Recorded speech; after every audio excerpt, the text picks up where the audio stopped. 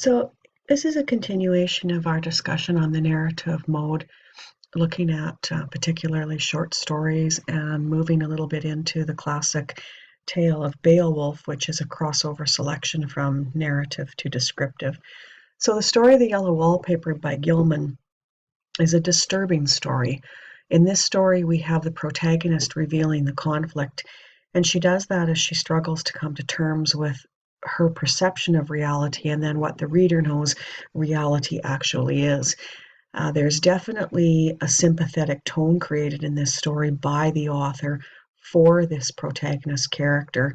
Her voice is conveyed through the story through internal thoughts, not quite a stream of consciousness technique by the writer, but certainly it's like the reader is allowed to see or to share what this pathetic character is thinking as she continues to try and understand what's happened to her.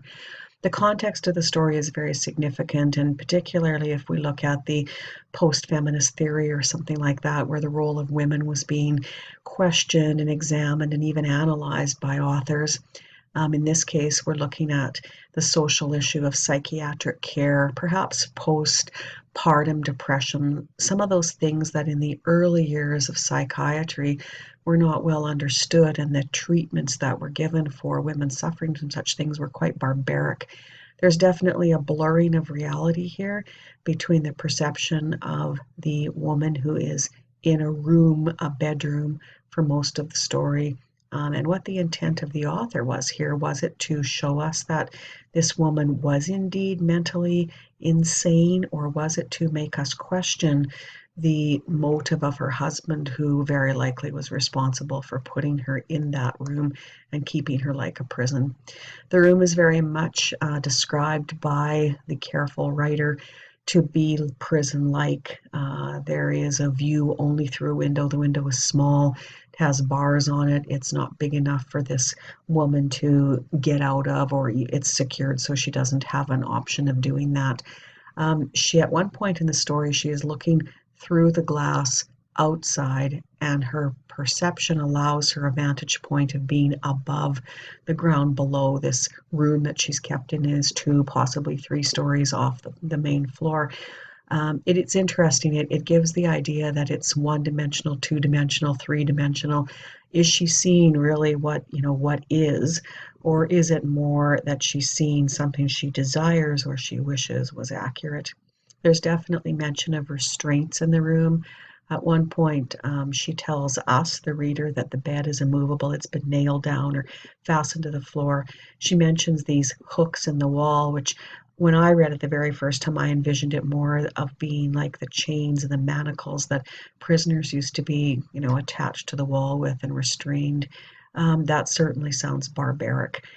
She goes into great discussion and description of the wallpaper. Obviously, this word is in the title of the story. It has great significance, and she mentions how it's peeling away from the wall. She sees patterns in the paper. She talks about the layers. She talks about trying to find some meaning within the pattern of the paper, and all of that is of course symbolic, or an analogy to what is going on with her.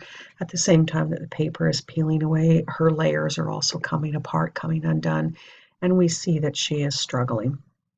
The narrator is limited in her understanding of reality, while a perceptive reader sees more than what this character sees. Some of you, when you read this story, will pick it up right at the very beginning that something is off and something isn't quite right, and you'll put those clues together. Other readers who are not as perceptive or don't look for that extra dimension to writers right away, it will take a little longer for you to realize that everything that you're seeing may not indeed be realistic. It might be her perception, or on the other hand, it might be very realistic, and you realize that the story is more of a horror story or a disturbing story of how a woman is treated than you first thought. The purpose of the story, as I said earlier, probably very likely a social commentary. This author was known for addressing those issues, particularly around women and how they were treated under the guise of psychiatric care. It's not quite to the time period of postmodernism or feminist theory. Those things are still quite new.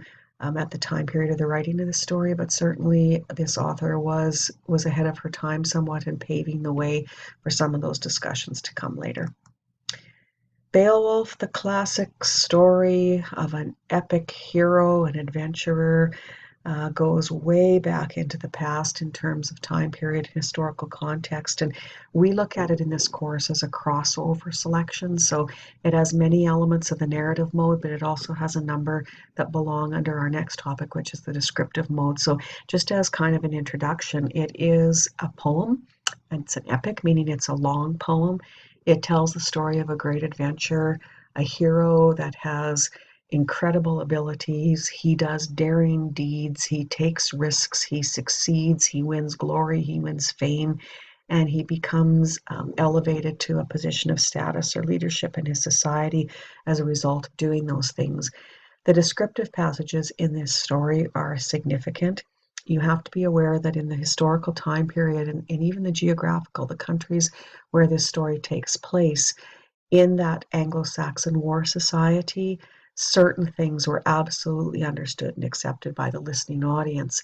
This is a story that comes out of the oral tradition, so the descriptive element is very significant to how the story would be understood and accepted by those listeners. The culture and the values of that time period and of those countries, and we're talking about Denmark and Sweden here with a crossover into England, they aren't necessarily transferable to a modern time, not in the same way. However, when we start to examine some things that are going on around us in the world at present, for example, the presidential election to the south of us in the United States, it's been suggested that maybe we are going back to a time period where bravado and having perhaps a little bit of extra arrogance or certainly overconfidence in your position, have bullying tactics or physical strength or monetary might seems to suggest that you have an ability to be a leader more so than someone who is an academic or someone who is more diplomatic. So this might be actually a more interesting study than we first imagined. The storyline is very common and is found in many modern pop cultural examples such as movies, video games, graphic novels. They build on that descriptive element. When you combine art with storytelling, it is a good canvas, as we say, for descriptive lines, descriptive passages in a literary text to be transformed into something visual. The narrative element in Beowulf comes through an anonymous scop. So that is a term that is used for someone who would stand up in front of an assembled group of people, usually a party after dinner entertainment, and he would tell a story. That story would be built on, it would be added to, it would change over time. It would involve repetition and great hurrah moments where the crowd could actually get involved with the story. So the narrative mode is seen in this selection through when it is describing what happens, where things occur, to whom do these things happen, and why do those events happen the way they do. The descriptive mode shows up when we analyze how the events happen, the visual recreation of some of those passages in modern times or a modern context. For example, the graphic novel of Beowulf we're going to look at a little bit later on in the course.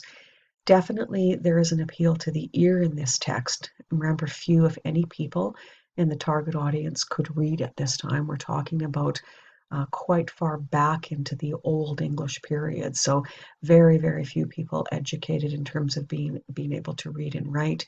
The language then had to include certain sound devices because it was an appeal to the ear. And those sound devices also gave the scop, the person telling the story, assistance in being able to recall passages. When you look at the full text of Beowulf, the complete story from beginning to end, it's very long. And for an individual to remember all of those lines, all of those passages, there had to be memory aids built into the telling of the story. We have a couple of them that come from the Old English period and then they disappeared after. Terms like caesura and kenning, and I will talk about those when we look at Beowulf a little bit more later on. You do have to recall that Beowulf is set in the time period of a war society, an Anglo-Saxon war society, so the expectations of the listeners had a definite impact on how the story would be delivered and then how it would be accepted. If they did not hear gory passages, guts and gulping and war scenes, they wouldn't like the story very much. If they didn't hear that the leader was a braggart, somebody who stood up and claimed he was the best thing they'd ever seen, the greatest fighter, the strongest man that ever lived, they'd soon lose faith in the story's validity for their purposes. They would not accept that as a possible leader or a possible challenger to a leader if he didn't come with those things already, assured of and told and repeated over and over. So some interesting things about this particular class.